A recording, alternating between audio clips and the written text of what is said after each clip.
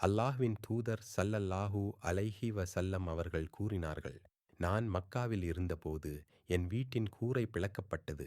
ஜிப்ரீல் அலைஹிஸ்ஸலாம் அவர்கள் இறங்கி வந்து என் நெஞ்சைப் பிளந்து அதை ஜம்ஜம் நீரால் கழுவினார்கள். பிறகு ஞானமும் இறை நம்பிக்கையும் ஈமான் நிரப்பப்பட்ட ஒரு தங்கத்தட்டைக் கொண்டு வந்து அதை என் நெஞ்சில் ஊற்றி பிறகு அதை மூடினார்கள். பிறகு அவர்கள் என் கையை பிடித்துக்கொண்டு என்னுடன் முதல் வானத்திற்கு ஏறினார்கள். நான் முதல் வானத்தை அடைந்தபோது ஜிப்ரீல் அலைஹிஸ்ஸலாம் அவர்கள் வானத்தின் காவலரிடம், திறப்பீராக என்று கூறினார்கள். காவலர், யார் அது என்று கேட்டார். ஜிப்ரீல் என்று அவர்கள் பதிலளித்தார்கள். அவர், உங்களுடன் யாராவது இருக்கிறார்களா என்று கேட்டார்.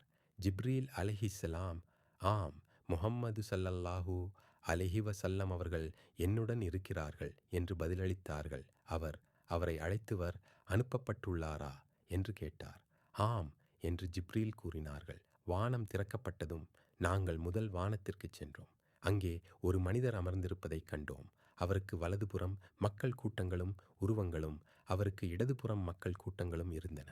அவர் தன் வலதுபுறம் பார்த்தபோது சிரித்தார், இடதுபுறம் பார்த்தபோது அழுதார். அவர் எங்களை பார்த்து, ஷாலிஹான நல்ல நபியே, ஷாலிஹான மகனே, வருக என்று வரவேற்றார். நான் ஜிப்ரீலிடம், இவர் யார் என்று கேட்டேன். அவர்கள், இவர்தான் ஆதம் அலைஹிஸ்ஸலாம். அவருக்கு வலதுபுறமும் இடதுபுறமும் இருப்பவர்கள் அவருடைய சந்ததியினரின் ஆன்மாக்கள். வலதுபுறம் இருப்பவர்கள் சொர்க்கவாசிகள், இடதுபுறம் இருப்பவர்கள் நரகவாசிகள். ஆகவேதான் அவர் தன் வலதுபுறம் பார்க்கும்போது சிரிக்கிறார், இடதுபுறம் பார்க்கும்போது அழுகிறார் என்று பதிலளித்தார்கள். பிறகு ஜிப்ரீல் அலைஹிஸ்ஸலாம் என்னுடன் இரண்டாவது வானத்திற்கு அழைத்துச் சென்றார்கள். அதன் காவலரிடம், திறப்பீராக் என்று கூறினார்கள். முதல் வானத்தின் காவலர் கூறியதையே இவரும் கூறி வாசலைத் திறந்தார். அனஸ் பின் மாலிக் ரலியல்லாஹு அன்ஹு அவர்கள் கூறினார்கள், நபி ஸல்லல்லாஹு அலைஹி வஸல்லம் அவர்கள் மிஃப்ராஜ் பயணத்தில் வானங்களில் ஆதம் அலைஹிஸ்ஸலாம், இத்ரீஸ் அலைஹிஸ்ஸலாம், மூசா அலைஹிஸ்ஸலாம், ஈசா அலைஹிஸ்ஸலாம் மற்றும் இப்ராஹீம் அலைஹிஸ்ஸலாம் ஆகியோரை சந்தித்ததாக குறிப்பிட்டார்கள். இந்த அறிவிப்பில் அவர்கள் ஒவ்வொருவரும் எந்தெந்த வானங்களில் இருந்தார்கள் என்பதை நபி ஸல்லல்லாஹு அலைஹி வஸல்லம் அவர்கள் உறுதியாக குறிப்பிடவில்லை. ஆயினும் ஆதம் அலைஹிஸ்ஸலாம் அவர்களை முதல் வானத்திலும் இப்ராஹீம் அலைஹிஸ்ஸலாம் அவர்களை 6வது வானத்திலும் சந்தித்ததாக குறிப்பிட்டார்கள்.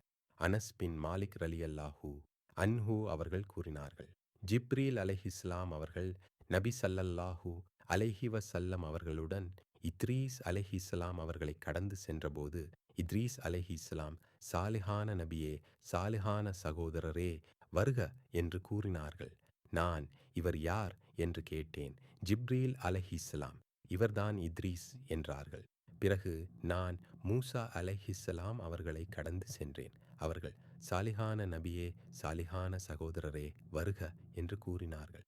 நான், இவர் யார் என்று கேட்டேன்.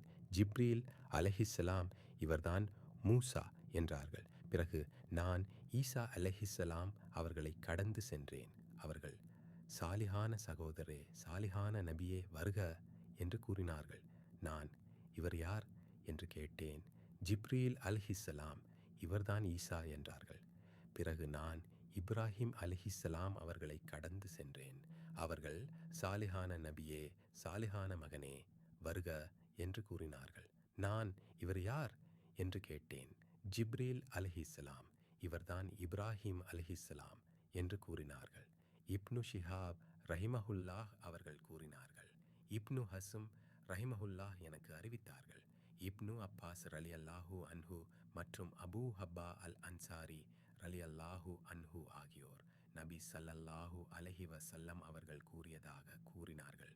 பிறகு நான், விதி எழுதப்படும் எழுதுகோள்களின் சப்தத்தை நான் கேட்கும் அளவிற்கு ஒரு உயரத்திற்கு அழைத்துச் செல்லப்பட்டேன்.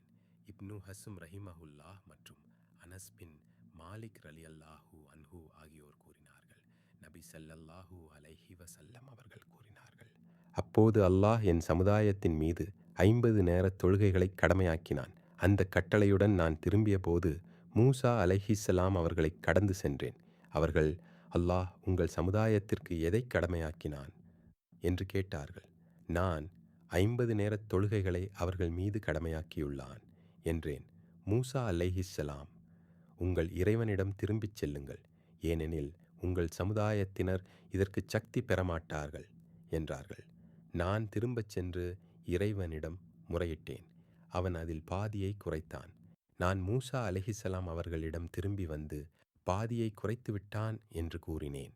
அவர்கள், உங்கள் இறைவனிடம் திரும்பிச் செல்லுங்கள், ஏனெனில் உங்கள் சமுதாயத்தினர் இதற்குச் சக்தி பெறமாட்டார்கள் என்றார்கள். நான் திரும்பச் சென்று இறைவனிடம் முறையிட்டேன். அவன் அதில் மேலும் பாதியை குறைத்தான். நான் அவரிடம் திரும்பியபோது, உங்கள் இறைவனிடம் திரும்பிச் செல்லுங்கள், ஏனெனில் உங்கள் சமுதாயத்தினர் இதற்குச் சக்தி பெறமாட்டார்கள் என்றார்கள்.